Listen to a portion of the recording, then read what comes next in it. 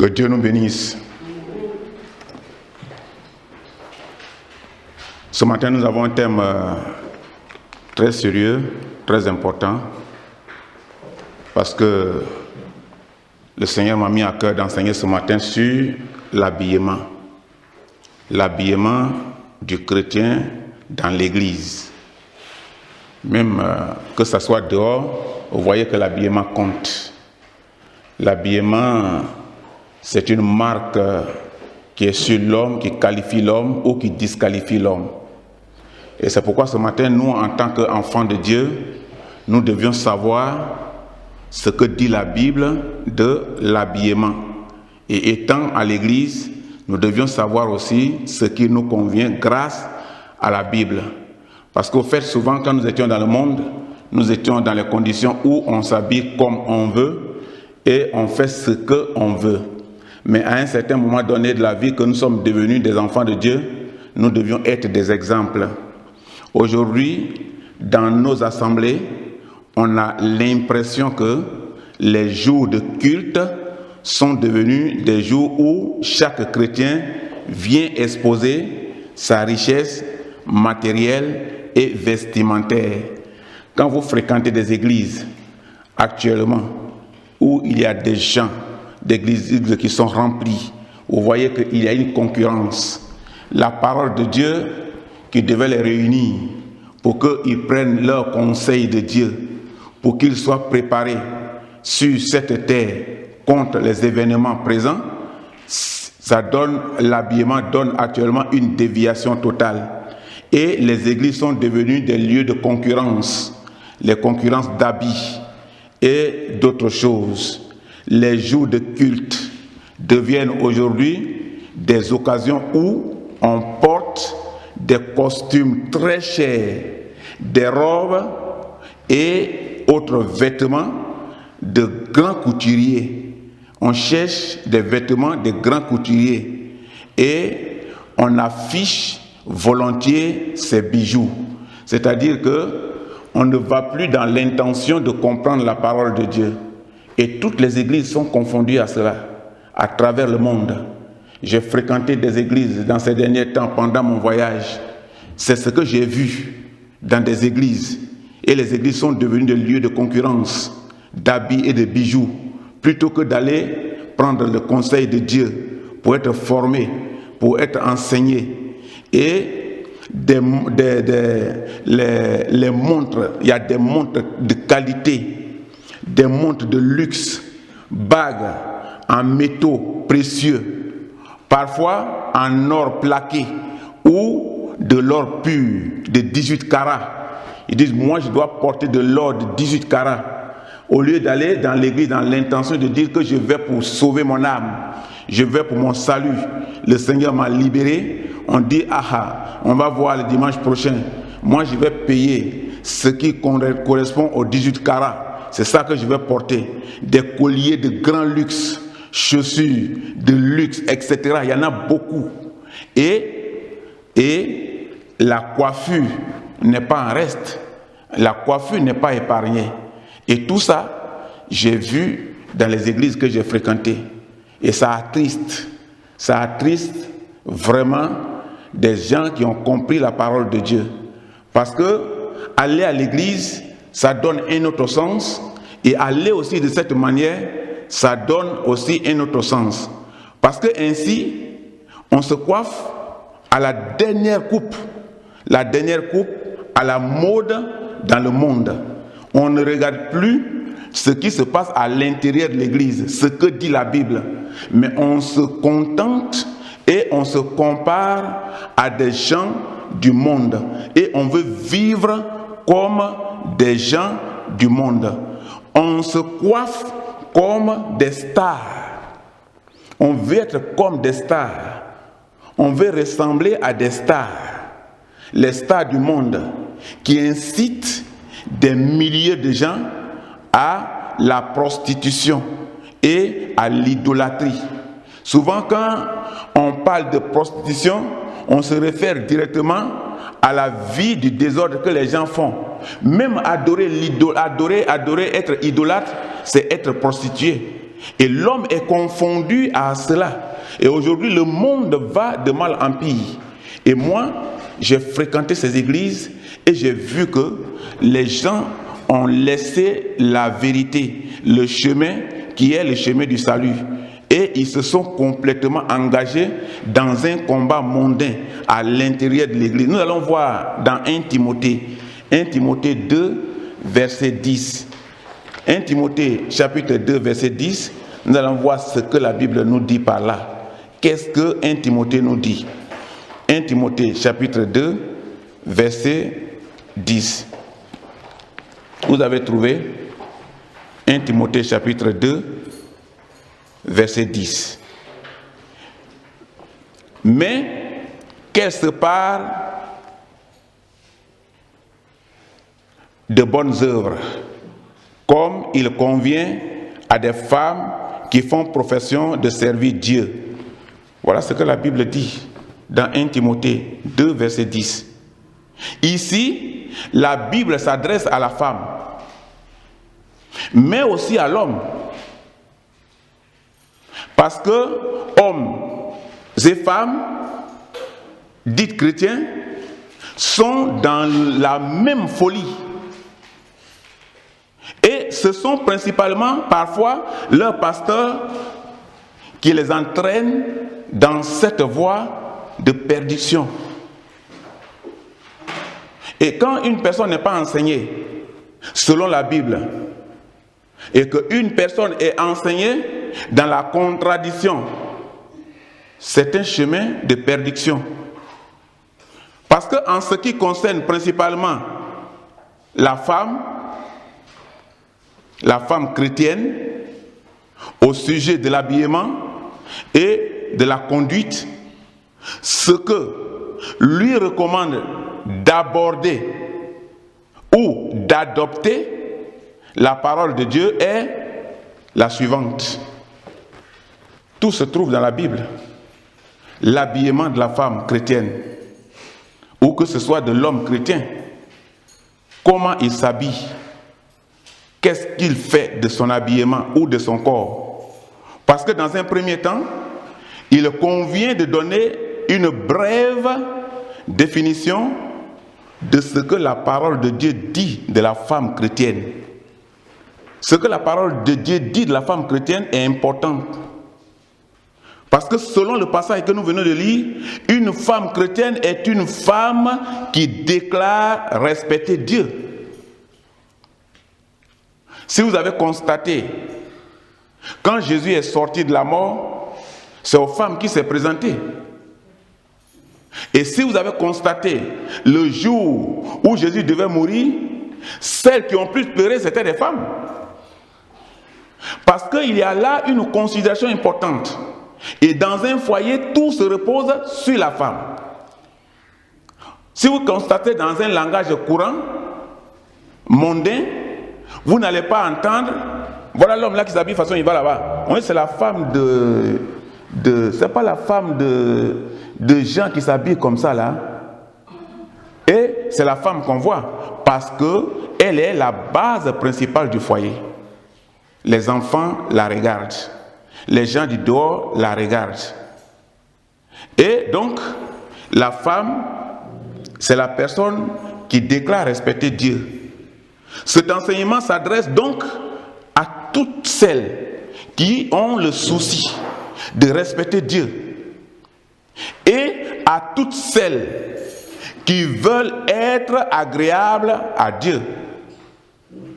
C'est ça qui est important ce matin dans ce passage, dans cet enseignement de l'habillement du chrétien dans l'Église. Nous savons tous, avec conscience, que notre habit reflète souvent ce que nous sommes réellement. Et l'image que nous voulons donner de nous aux autres par l'habillement. L'habillement est un message. Ton habillement est un message déjà que tu donnes à ceux qui ne te connaissent pas quand tu es de passage. J'étais là ce matin, devant la porte là, avec Ibrahim. Lui, il est musulman. Il a vu passer une femme là, avec un monsieur là. Il dit, mais désolé, comment une femme vieille comme ça peut marcher avec son mari et son mari la laisse porter une telle tenue, son slip est dehors, la robe est courte, on voit tous ces qu'est-ce qu'il y a au dehors. Et le monsieur est content avec, ils s'en vont. Et il me pose la question. Je lui ai dit, mais quelle civilisation? Ce n'est pas une civilisation. Aujourd'hui, le monde va de mal en pire. Mais tu sais, c'est la sauvagerie. Et cette sauvagerie-là, nos sœurs africaines veulent aussi adopter. Et vous voyez, l'image que donne la tenue, c'est ça. La tenue donne une image importante. L'habit. Parce que par l'habit, on distingue quelqu'un qui est sérieux et quelqu'un qui ne l'est pas du tout, par l'habit. Un jour, j'ai donné un exemple ici d'un Ivoirien qui allait voir un consul quand ma femme et moi nous étions en Algérie. Et il est rentré chez le consul, il est bouclé partout. Lui, en tant qu'homme, il a les boucles d'oreilles par là, il est coiffé d'une manière, il voudrait s'asseoir, mais lève-toi, lève-toi. Allez, dehors. Et il est sorti, il a appelé sa secrétaire, il dit, viens. Il dit, ces gens de personnes, il ne faut plus, ils vont rentrer dans mon bureau ici. Quand il est venu, il m'a trouvé, il m'a dit, mais on dit que M. Maillet est gentil, mais il m'a foutu à la porte. J'ai dit à lui, oui, regarde toi-même là, ce que tu as porté là. Regarde comment tu es coiffé, comment tu es. C'est ça qui t'a mis dehors, ce n'est pas Maillet. Va. Ton problème que tu veux résoudre avec le consul est important. Il m'a dit c'est très important. J'ai besoin d'un papier pour résoudre mes situations. Et c'est lui qui doit donner. J'ai dit va te coiffer. Il faut demander aide à une personne, il va te faire coiffer. Il va te coiffer. Il allait se faire coiffer. Il a enlevé boucle. Il est venu, un homme propre comme ça. Dès qu'il est arrivé, Maï s'est levé de son bureau. Maï est venu le prendre en chemin et le saluer. Il a pris par le bras, il est venu le faire asseoir. Maï est rentré, allait lui-même ouvrir sa machine, la cafétéria, la machine à café. Et il lui a fait un petit café, il a déposé devant lui. Il dit, si tu finis de prendre ton café, on peut causer. Le monsieur est dépassé. Et quand il a fini, son papier qu'il avait besoin, Maï a fait le papier sur place, il a envoyé chez l'ambassadeur a signé, il est venu lui remettre. Et tout ça, lui, il a fait sans sa secrétaire. Le monsieur est sorti, il m'a encore vu. Il m'a dit, mais Henri, il y a quoi? Il dit, mais l'habillement, c'est un message. Si tu as un seul pantalon, il faut porter. Tu as une seule chemise, il faut porter. Lave, c'est propre, tu repasses, tu portes. C'est ce que tu as. Si tu as une seule robe, il faut porter. Tu as vu comment, tout de suite là, tu as été reçu, ton problème est résolu. Pourtant, tu allais partir avec tes problèmes et tu allais dire que le monsieur est méchant. Donc, c'est un message. Par l'habillement d'une femme, on peut imaginer sa personnalité. On peut se faire une image de ce qu'elle est déjà, même sans la connaître. Si c'est une mondaine, une prostituée, une riche, une pauvre, une personne soignée, une femme légère, orgueilleuse, pudique ou impudique ou vestieuse. Tout se note dans l'habillement. L'habillement est un message. L'habillement n'est pas le seul facteur pour déterminer qui est une personne, une bonne ou une mauvaise. Mais il est le premier élément qui nous donne une idée de la personne à qui nous avons affaire. Par l'habillement, tu sais celui qui est devant toi. Tu le vois, tu le connais déjà. Tu le juges, même sans le connaître, par l'habillement. Ça peut, par exemple, qualifier ou disqualifier une personne qui va à un entretien d'embauche dans une société. L'habillement. Qui montre qu'elle est sérieuse ou qu'elle n'est pas sérieuse par l'habillement. Et les recruteurs la remarquent très vite et rapide. Pour voir déjà que celui-là ou celle-là, on peut l'embaucher ou on ne peut pas l'embaucher. Elle n'est pas utile pour notre société. Je vous ai conté l'histoire quand j'étais chauffeur à Oulma. Il y avait 2 jeunes qui travaillaient à la construction. Et on les a pris pendant l'hiver. Ils sont venus en blouson, bien habillés. Maintenant, ils sont restés, chaleur a commencé. Au chantier, ils se sont déshabillés, ils sont restés comme ça parce qu'ils avaient chaud. Malheur pour eux, le directeur monte sur le chantier pour contrôler. Il trouve que les 2 jeunes là sont tatoués partout. Il dit, hé, chef chantier, viens. Envoie-moi ces 2 jeunes là ici. Il dit, mais ils travaillent là? Il dit, mais chef, oui. Il dit, mais pourquoi ils sont là? Il dit, mais pourquoi? Ils travaillent, ils font leur travail. Il dit, non. Ces gens de vie là ne doivent pas être sur mon chantier. À partir d'aujourd'hui, allez-y à la comptabilité. Ils vont vous compter votre salaire et puis tout ce qu'il vous revient, je paye sur place. Et vous sortez d'ici. Il a pris sa voiture et est parti. Il n'a pas fait de commentaire avec quelqu'un.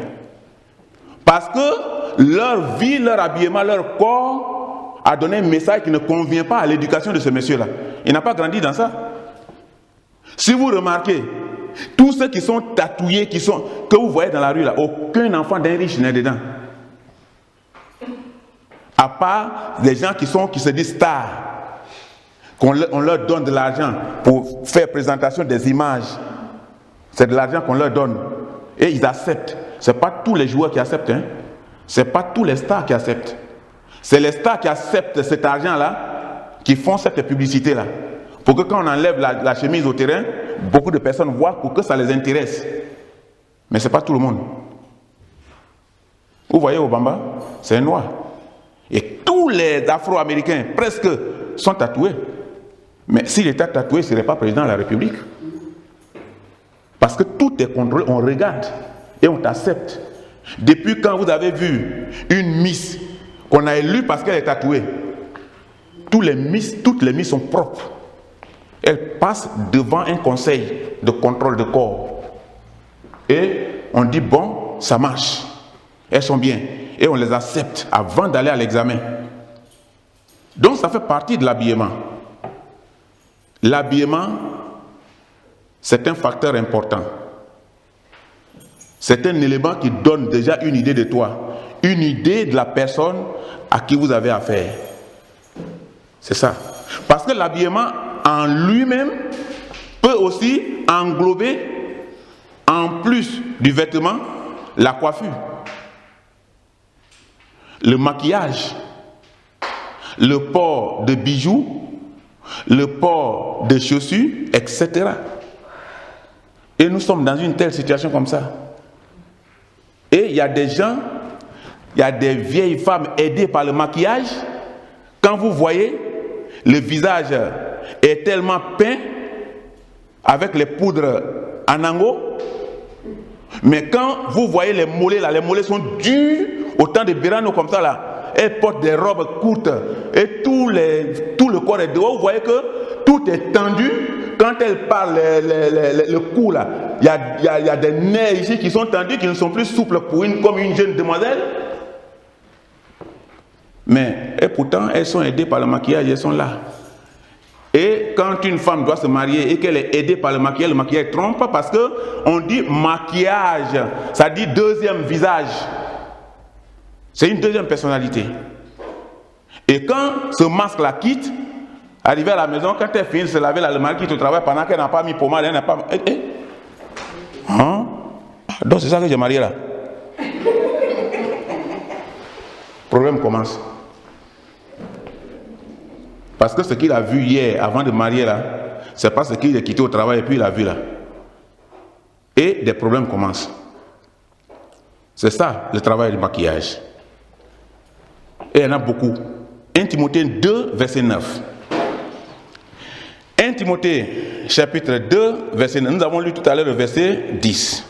Le verset 9 dit: Je veux aussi que les femmes vêtues d'une manière décente, avec pudeur et modestie, ne se parent ni de tresses, ni d'or, ni de perles, ni d'habits somptueux.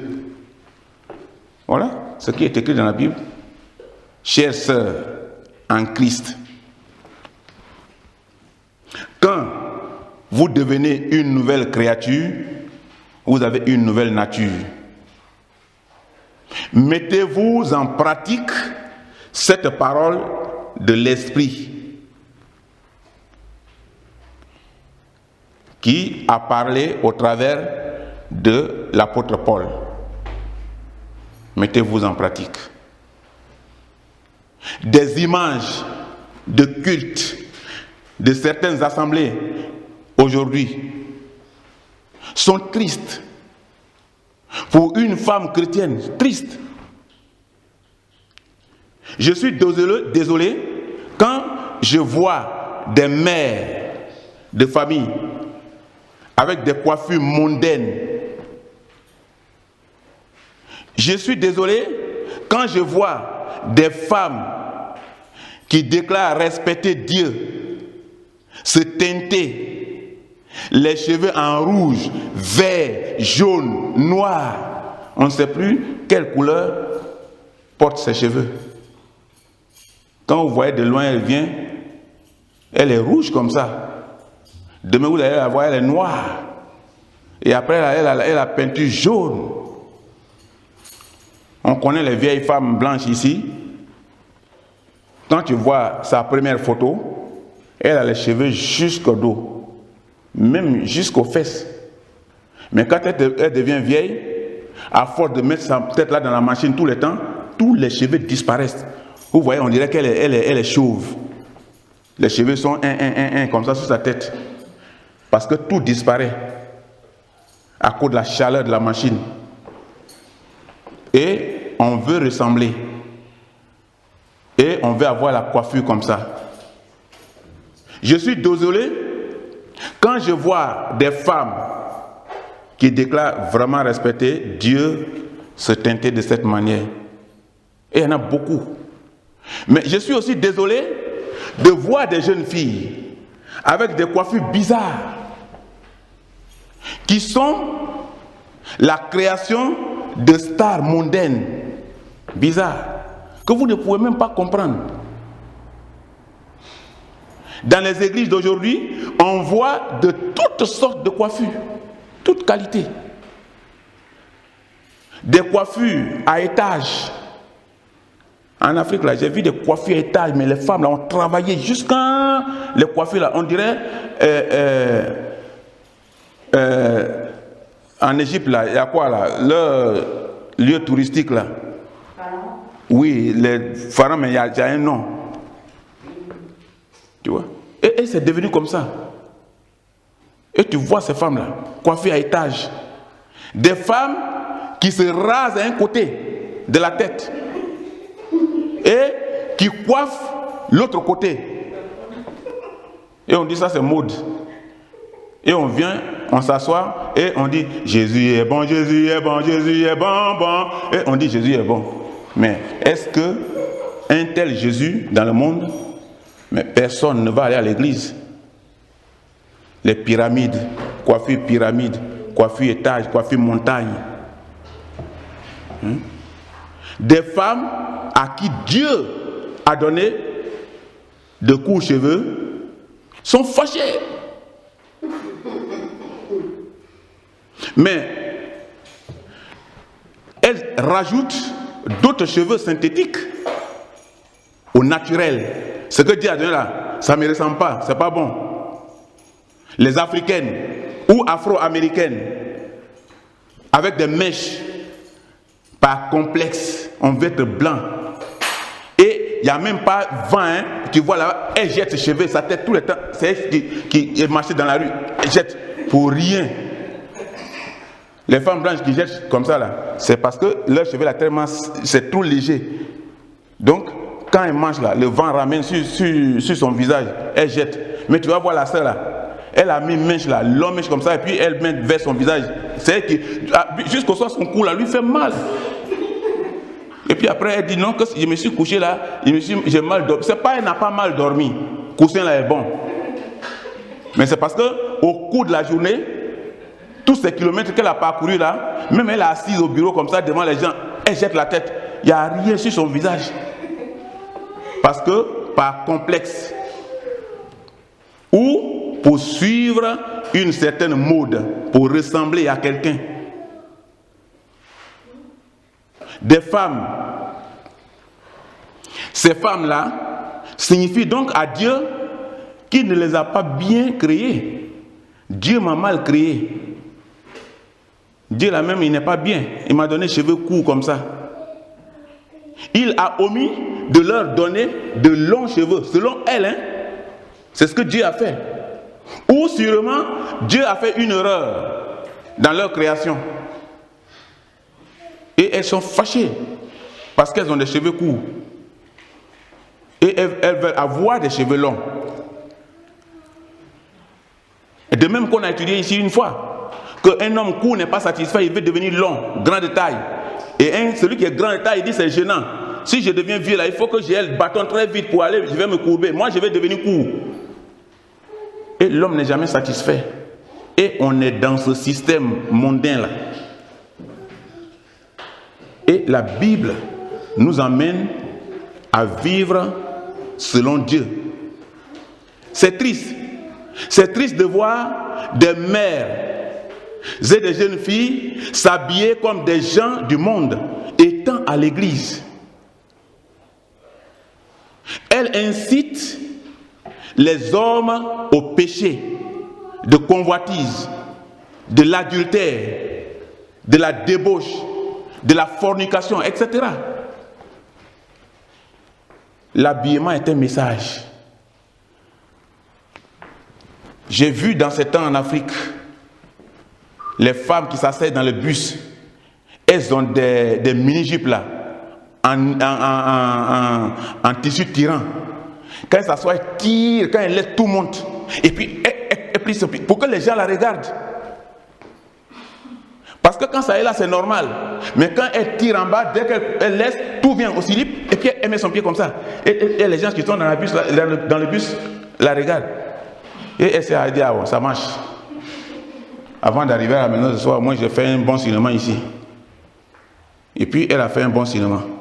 Et puis elle va à la maison, exciter les gens, provoquer les gens. Et puis elle dit, bon, ça marche. Elles mettent des vêtements qui ressortent généralement les formes plaquées, robes plaquées des formes de leur corps, qui dévoilent parfois même des parties de leur corps, comme la poitrine, les seins, le dos, le ventre, les cuisses, les fesses, etc. Et quand elle passe, elle est dessinée dans l'habit là comme ça. Mais elle a bien regardé dans le magasin avant de payer. Hein. Elle dit que ça là, si je paye, voilà ce quelle forme ça va donner. Elle vient tout dans le miroir du magasin là. Elle dit, hey, ça, les médecins là, ils vont bien regarder. Séduction. Elle dit non, quand ça, je vais porter ça, ça va me couper en haut ici, je mange, le vent soulève ça, et on regarde mes fesses, et je mange. Et elle paye quand même. Et elle dit, c'est la mode. Femmes en culotte. Les femmes en culotte mariées. Même si tu n'es pas marié, culotte là, c'est bien pour ta maison. C'est bien pour ta maison. Et il y a des femmes en culotte, même dans l'église. J'ai vu là-bas. Et ici, j'ai vu aussi dans l'Europe. Les femmes en culotte à l'église. Mais quelle honte pour une femme de présenter tous ces clichés à dehors, mariée aux cuisses exposées. Pourtant, le jour où tu allais au mariage là, on t'a apporté une robe décente. Et les gens ont acclamé. Ah, la mariée arrive, la mariée arrive. Et maintenant, 2 jours après, c'est toi qui t'en vas exposer les cuisses. Pourtant, tu es déjà dans un foyer. Le foyer est un lieu respectable. Souvent on dit le mari là, il est méchant. Oui, parce qu'il te soupçonne d'une femme prostituée. Parce qu'il sait que l'habit que tu portes là, pour sortir là, les gens vont te regarder. Je connais un ami ici, je ne vais pas vous donner son nom. Quand il n'avait pas encore envoyé sa femme, il devait lui amener des cadeaux. Il a payé mini-jeep en guine. Et il a payé jacket guine. Et je lui ai dit, mais ça là, tu envoies où? Il dit, ma nouvelle femme. Il dit, ah mon ami, c'est ta copine? Il dit, mais je viens de me marier, je te dis, non, voilà les photos. Je dis, oui, mais c'est pourquoi je te pose la question. Il dit, c'est pour ma femme. Il dit, mais pourquoi? Il dit, elle va séduire les gens. J'ai dit, danger pour toi, mais bravo pour toi aussi. Il est parti avec. Mais la femme est rentrée en Europe ici, là. Il a payé les mêmes tenues, la femme a séduit les gens.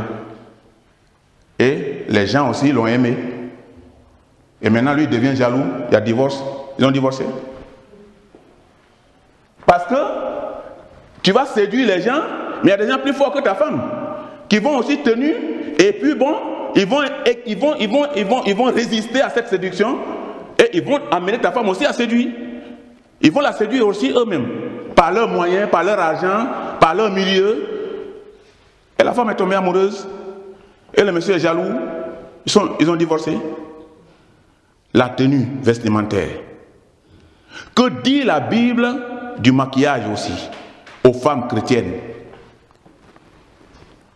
Par le maquillage, on voit des sœurs en Christ de toutes les couleurs, comme des païennes.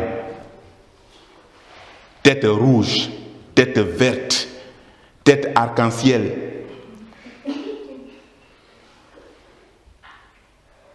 Et ça devient le drapeau de la famille. Quand elle rentre à la maison, de loin, on dit, c'est maman qui vient là-bas, la tête arc-en-ciel là. Ce que tu vois là-bas, c'est maman.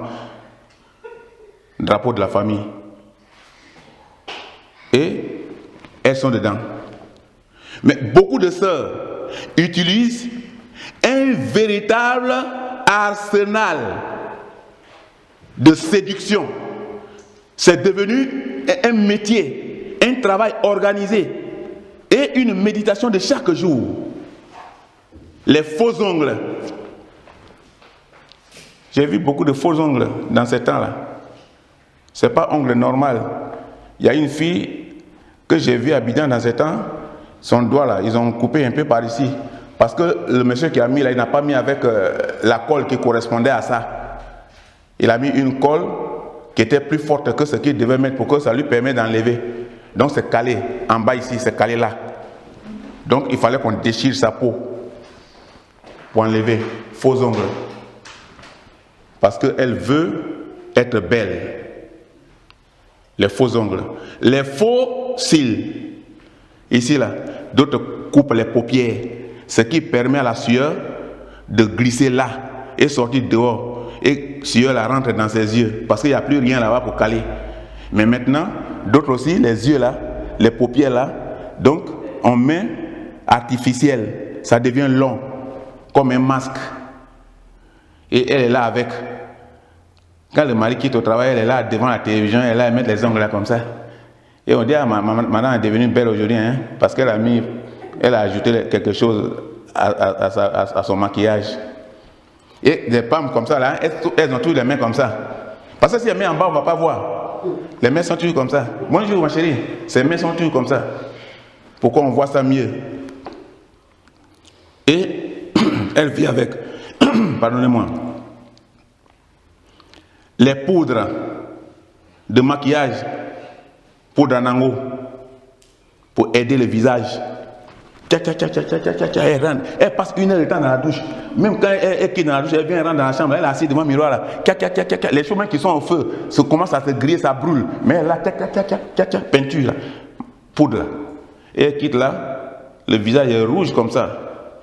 Et elle-même est noire. Et elle est là quand même avec les crayons de maquillage. Elle est là, crayon de maquillage. Elle ouvre bien les yeux. Elle dresse. Il y en a même qui dressent crayon là jusqu'à. Elle dresse crayon là jusqu'à ça vient jusqu'aux oreilles ici. Parce qu'elle veut devenir belle. Et quand le mari quitte au travail, il dit vraiment, moi-même, je regrette. Hein. Cette femme que j'ai mariée à l'époque, là, je l'ai vue, elle était belle comme ça. Maintenant, elle est devenue sorcière.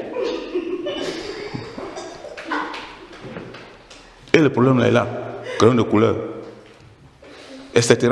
Mais le mal, c'est que ce sont ces bagailles-là qui chargent inutilement son sac en main. Les femmes ne payent plus les petits sacs, hein, de gros sacs. Que ce soit des petites filles ou femmes mariées. Elles ont des gros sacs comme ça. Maquillage dedans. Slip de rechange. C'est ce qui est dans ça là. Il n'y a pas d'autre chose. Et puis elles ont ça. C'est gros comme ça, tu prends les gros sacs, il n'y a rien dedans. Elle a son portable, téléphone portable, maquillage, un peu de crayon, un peu de brosse, un peu. Elle a tout, c'est tout. Quand elle pèse, elle dit quelque chose peut rentrer encore. Et puis après, poids comme ça là. Elle prend toute la journée d'aujourd'hui, elle est comme ça avec le poids là. Jusqu'à avant de venir à la maison le soir là, son épaule est fatiguée. Elle dort et ronfle. Tu dis madame, son mari vient et dit madame, je suis fatigué. Il dit d'accord. Maintenant, crayon de couleur va devenir mari ici, tu vas voir avec moi. Et ça crée des problèmes. Beaucoup de sœurs sont devenues artificielles, tant à l'extérieur de leur corps qu'à l'intérieur. Et ça aussi, c'est triste. Beaucoup sont devenus artificiels. Il y a moins de personnes normales maintenant que de personnes artificielles. Artificielles, il y en a beaucoup. C'est triste. Même les femmes des pasteurs sont gagnées par le style du monde. Mais le rôle des femmes du pasteur, vous savez, c'est d'être en prière. Parce qu'elles ont un devoir difficile. Leur mari est en combat. Leur mari est exposé au diable. Parce que leur mari combat continuellement le diable. Et leur mari est exposé à beaucoup de tentations, à beaucoup d'épreuves. Mais aujourd'hui, on constate dans les foyers des pasteurs le contraire. Et ces femmes-là sont gagnées. Ça, c'est triste. Et leurs enfants sont devenus tous des jockeys à la maison, à l'image du monde, et non à l'image de la Bible. Parce que maman a vu dehors, elle vient, place sa fille là, elle travaille dessus. Et les femmes des pasteurs ne regardent plus le sens de leur devoir. Parce que être missionnaire, être au service missionnaire, être une famille missionnaire, c'est être en guerre. C'est des gens qui sont dans les tentations régulières. Des tentations régulières. C'est des gens qui sont combattus. Mais c'est des gens qui doivent être tout le temps en garde. Qui ne doivent pas accepter à l'intérieur de leur mission les choses par lesquelles Satan peut passer pour les avoir. Satan, c'est une petite corde seulement, il cherche. C'est comme les fétiches. Ceux qui ont des fétiches chez eux à la maison. Quand tu as un fétiche chez toi, là, Satan, quel que soit le lieu où il se trouve, c'est comme son numéro de téléphone. C'est pas ton numéro de téléphone. Si tu veux, il faut aller aux États-Unis, on peut t'appeler. Si tu es collecté, on peut t'avoir. Et si tu as ça chez toi, mais les diables, là, ils vont tourner, on sait que tu es là. Parce qu'il y a quelque chose qui fait un signe, qui fait un signal chez toi, qui leur permet de détecter ton domicile. Et c'est pourquoi quand quelqu'un est converti, il se débarrasse de ça. Et quand il se débarrasse de ça, on dit quoi? Son image est portée disparue dans l'écran. Et quand on va voir un mori, un marabout, on regarde, mais je ne vois rien. Parce qu'on appelle ce contact-là. Mais puisque tu as jeté, tu n'as plus ce contact-là, il n'y a rien, on ne voit pas. Et il dit, mais je ne vois pas. Avant, je voyais, mais je ne vois plus. Parce que toi, tu t'es débarrassé de ça. Donc, il ne peut plus être en contact avec cette chose-là pour détecter ton domicile. Et pour commencer à jouer sur ta vie.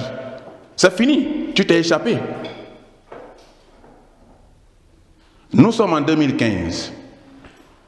Aujourd'hui, c'est le 5 juillet 2015. Et dans des églises de cette génération, les femmes font le contraire de ce que dit la parole de Dieu. Et c'est dommage.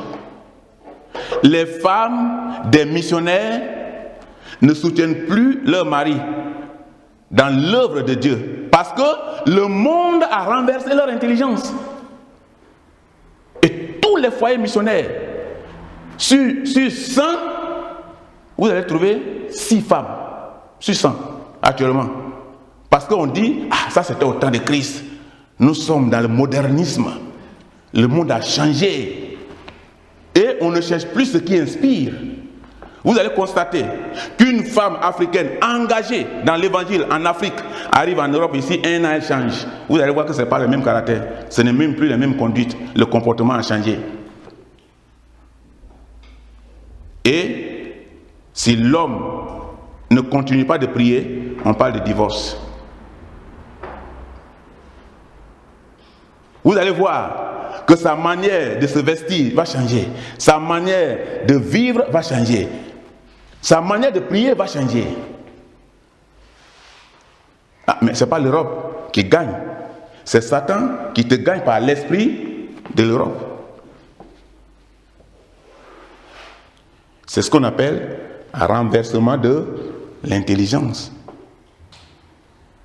En ce qui concerne les bijoux, on assiste là aussi, dans les églises, à un mépris de la parole de Dieu. C'est-à-dire qu'on ne cherche plus la volonté de Dieu. On méprise par la manière de faire des choses. On y voit des femmes ornées de bijoux d'or, de perles précieuses. Moi j'ai vu la femme d'un grand homme de Dieu en Côte d'Ivoire, mais tout le monde allait vers lui. Mais pendant qu'il était vivant, sa femme était pieuse. Mais je vois sa femme tout le temps assise à la télévision, comment on appelle cette télévision-là, TV Dieu. C'est elle qui est assise là, et puis avec tous les doigts là sont blindés de bagues d'or, et là, elle met des pagnes comme ça, orgueilleuse, elle vient s'asseoir. Ce n'est plus Christ en elle. Elle est devenue sorcière. Parce qu'elle vivait sous le toit du Saint-Esprit de son mari. Maintenant pour elle, mari est mort, c'est fini. Mais mari n'est pas Dieu. C'est Dieu qui gouverne. Et elle est là aujourd'hui, c'est elle qui est la patronne. Mais elle qui est la patronne là, de l'église que son mari a laissée, qu'est-ce qu'elle fait de ça?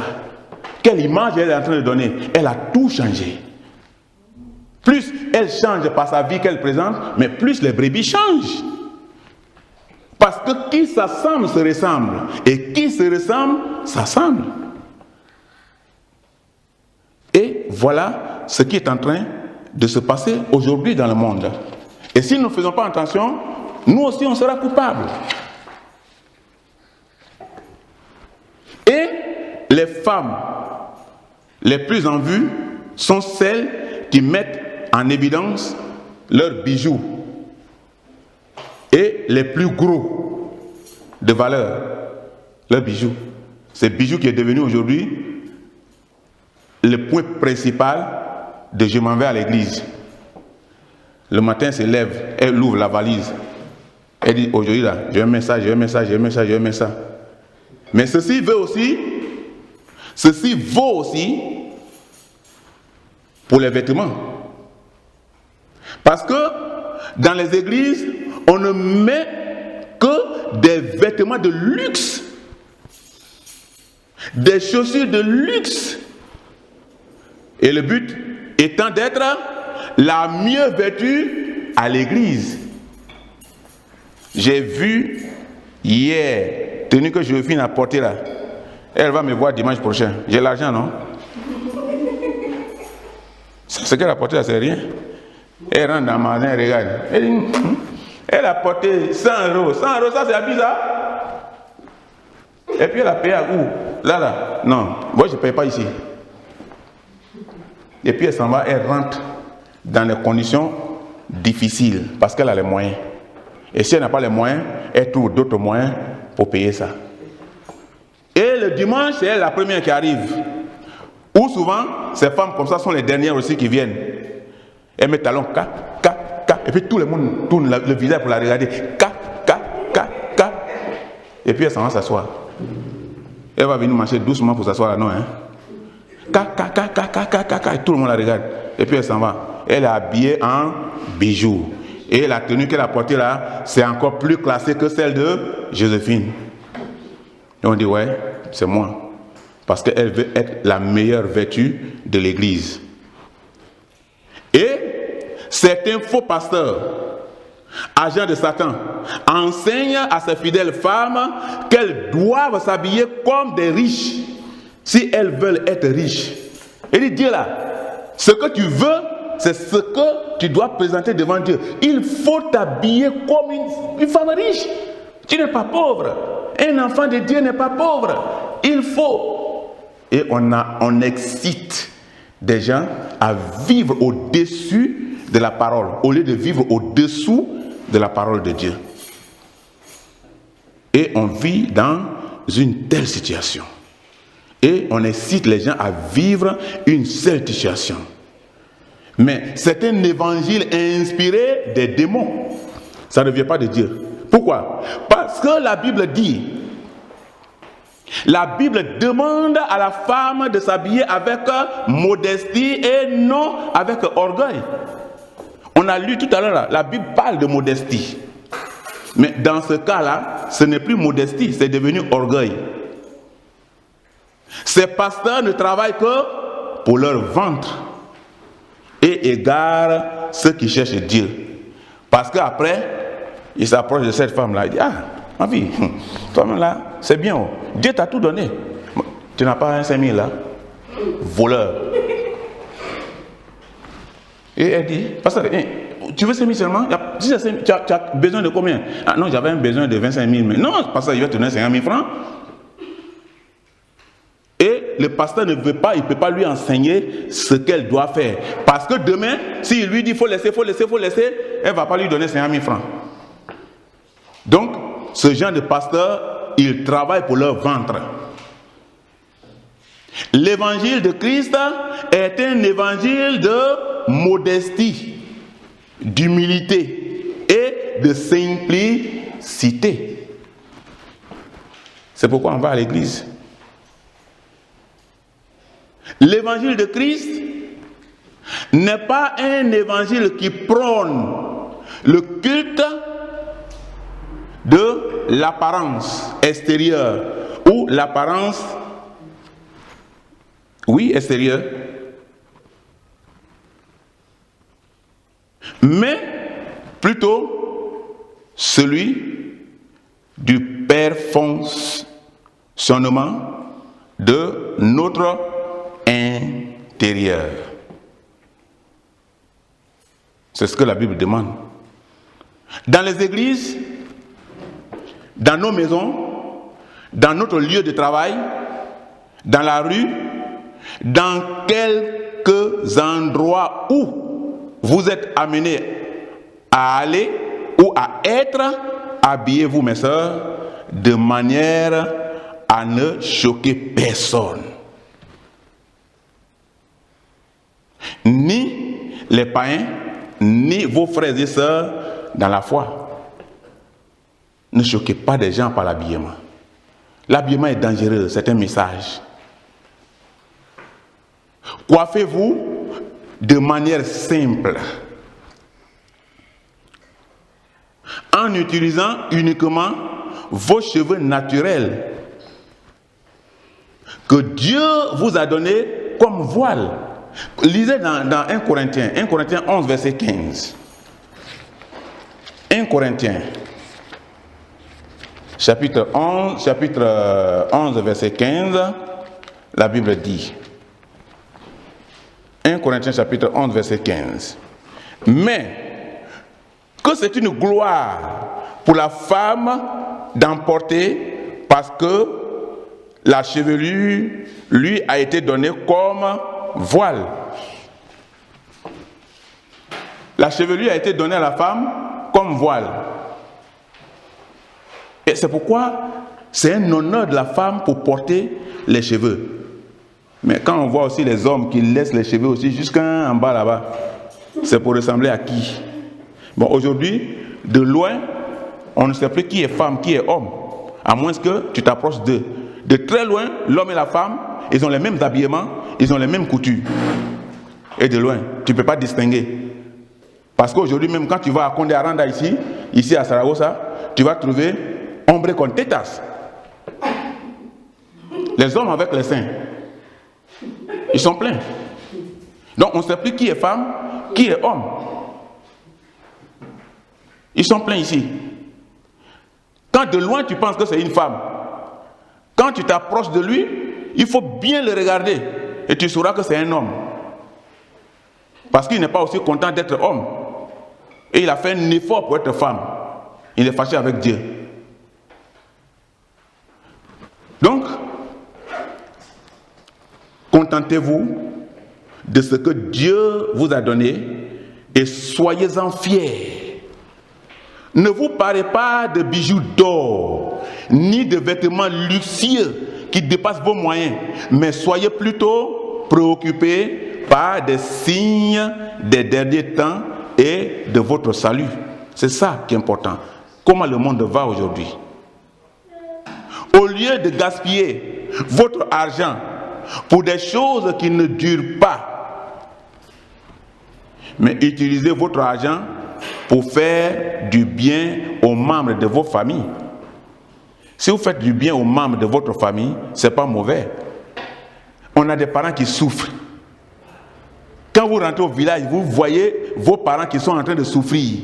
Et vous allez faire des concurrences dans des lieux luxueux qui dépassent votre compétence.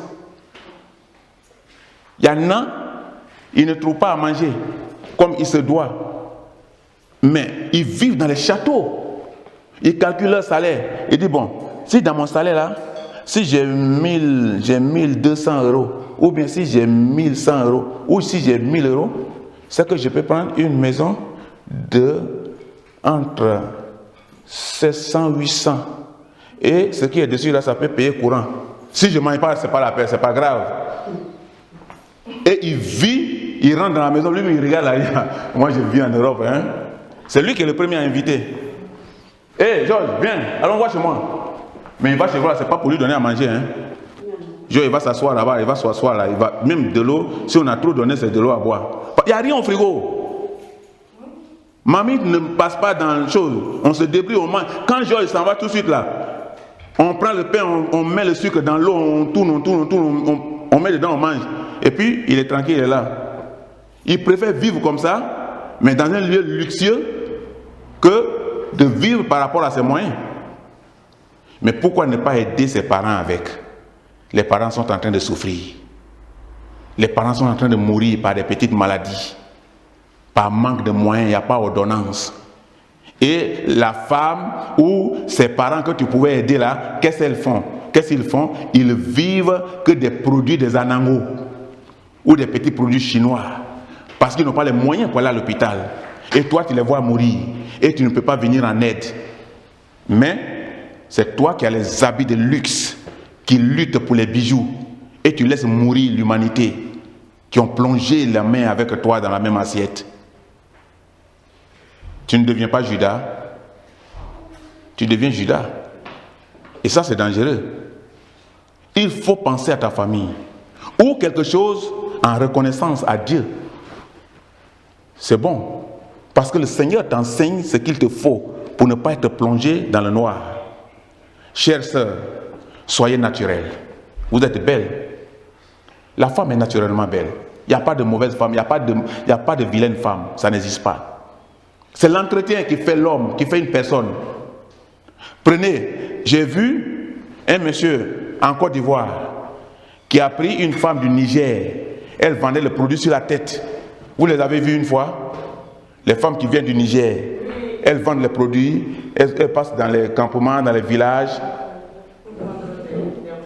Voilà, soit c'est des médicaments, c'est des poudres, c'est ça. Elle était sale. le monsieur l'a vu, il dit, bon, c'est toi que je vais marier. Mais la femme pensait qu'il plaide. La femme rit, elle veut partir. Il dit, mais quand tu vas partir? Assois-toi. Je prends ça au sérieux, c'est toi que je vais marier. Je ne suis pas marié, vois ma maison. Il vit dans une grosse villa. Mais la femme ne peut pas comprendre, parce que quand il voit le monsieur devant sa villa là, et elle-même elle se regarde, elle dit, mais, il dit, prends ça là, mets dans la poubelle, rentre dans cette maison, lave-toi, je vais aller te payer des habits. Elle a eu pour elle. Elle est mariée jusqu'à aujourd'hui.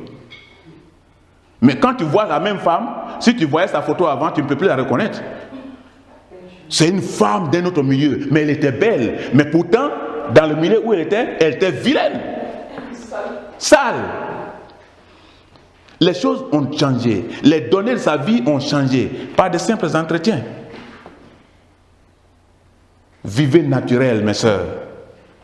Abandonnez le maquillage, car vous ne devez plaire qu'à Dieu et à votre mari uniquement. Vous ne voyez pas les femmes qui portent, les femmes musulmanes qui portent des voiles là, noirs là. Pourquoi? En Iran, on dit qu'une femme mariée, elle est mariée pour son mari. C'est ça. Ces femmes-là qui portent ça là. Ma femme et moi, on les a vues en Algérie. Quand ils rentrent, nous on vivait dans une maison diplomatique. Mais quand ils viennent, ils rentrent dans cette maison, et elles enlèvent. Elles sont propres. Elles sont belles, avec des petites robes propres, belles. Mais ces petites robes belles-là, c'est pour leur mari. Oui? C'est comme ça. Mais quand elles sont dehors, là, elles sont dans les griguines, là, toi, tu ne peux pas comprendre. Mais en bas, elle est propre. La tenue qu'elle a portée en bas, là, c'est la classe. Mais c'est quand son mari va revenir du travail, elle n'est pas dans ça. Elle est dans cette petite robe propre, simple. Et le type est content, il dit, c'est ma femme qui va là. Voilà. C'est comme ça. Vivez naturel. C'est ce que Dieu vous recommande. Si vous n'êtes pas encore marié au temps de Dieu, celui qui a été choisi par Dieu pour être votre mari viendra à vous.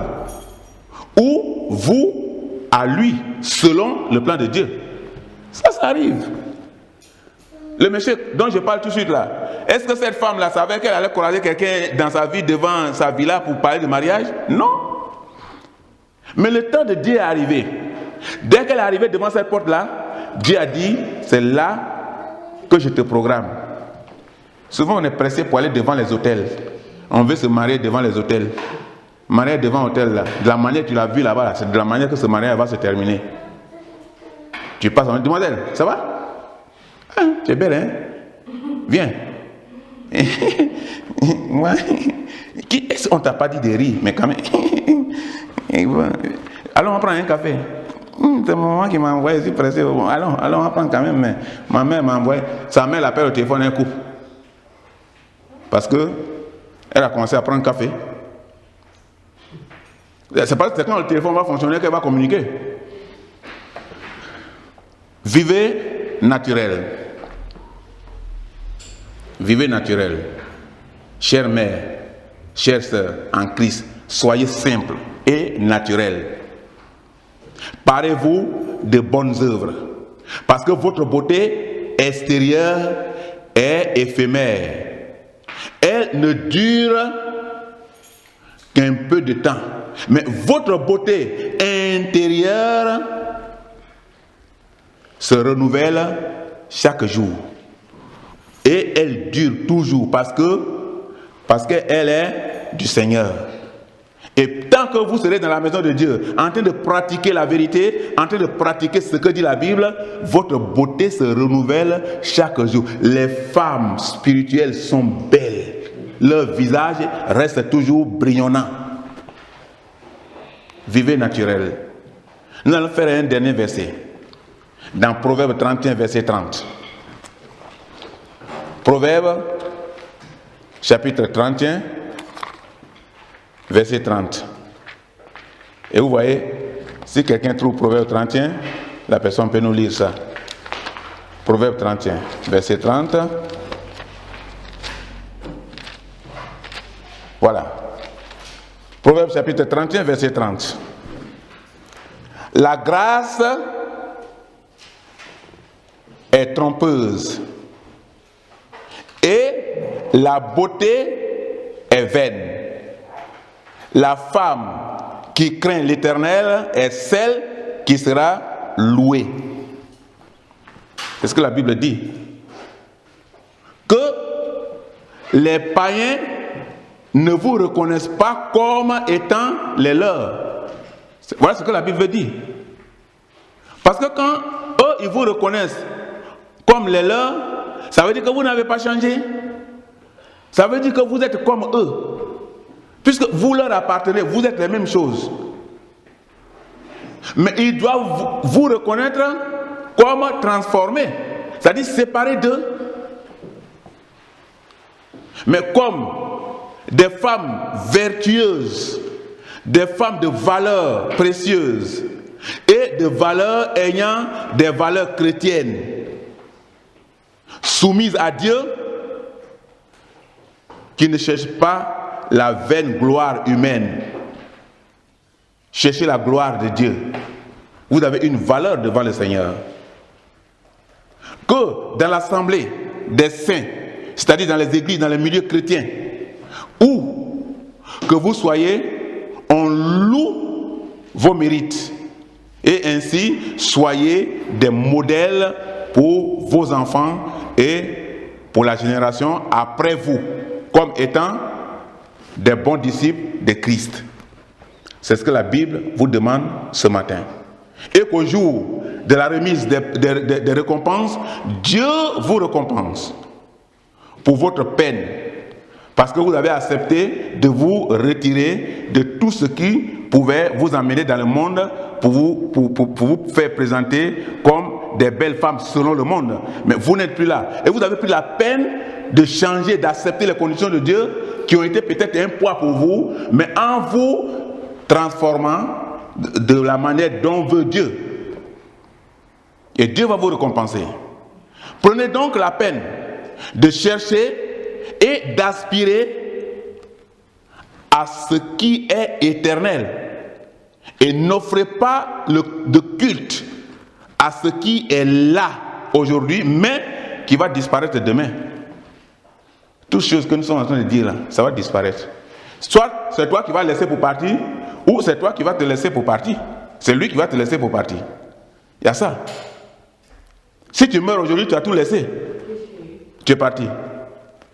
Ou si le monde finit pendant que tu es avec tout ça là, mais c'est que c'est lui maintenant qui te laisse.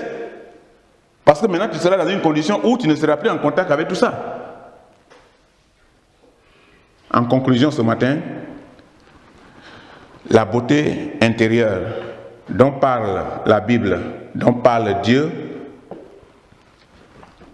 ici, par la parole, chers sœurs, c'est votre comportement, c'est votre conduite. C'est ça, la beauté intérieure. Dieu veut parler ce matin de votre conduite, de votre caractère, de votre transformation, de votre nouvelle nature, de votre nouvelle vie, de votre adaptation à la Bible, de votre changement. Que l'amour et la paix de Jésus-Christ soient avec vous, mes bien-aimés sœurs, que Dieu vous bénisse.